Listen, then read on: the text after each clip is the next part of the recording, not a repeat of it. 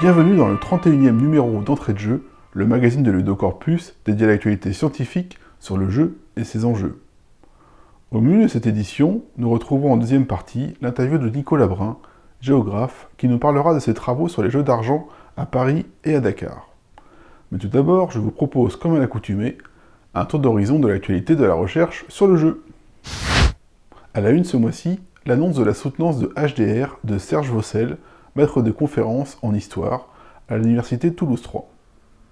Le chercheur, notamment connu sur le Ludocorpus pour son étude d'une salle de jeu de paume de 1564 au château de Suze-la-Rousse dans la Drôme, présentera son travail intitulé « Jouer, s'exercer, s'entraîner, une histoire culturelle de la performance sportive ». La soutenance aura lieu le vendredi 12 avril à la faculté de santé de l'université Toulouse 3 Paul Sabatier. Ce printemps 2024 est riche en événements scientifiques. Sur Aubervilliers tout d'abord, et dans la perspective des Jeux Olympiques 2024.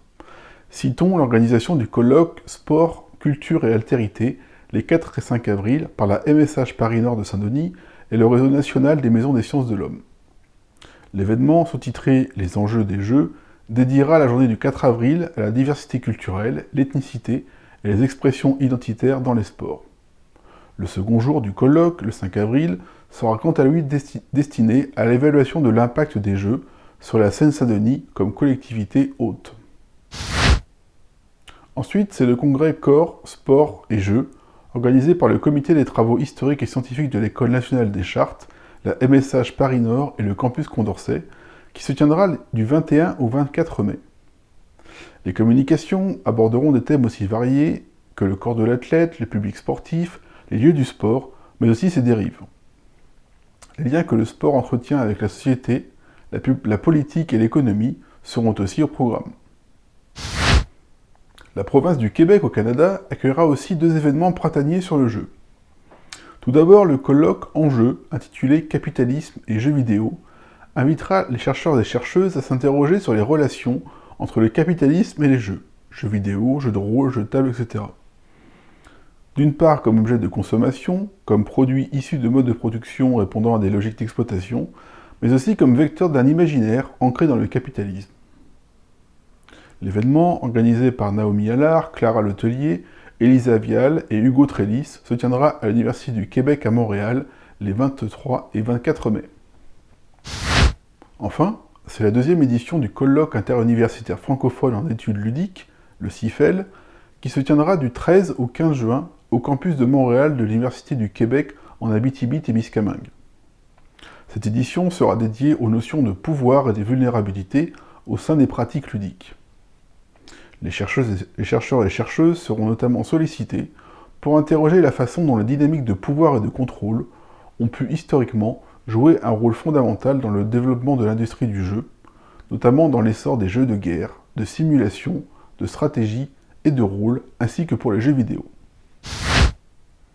En matière de publication, signalons la parution du numéro 29 de la revue Ludica de la Fondation Benetton sur la recherche aux éditions Viella.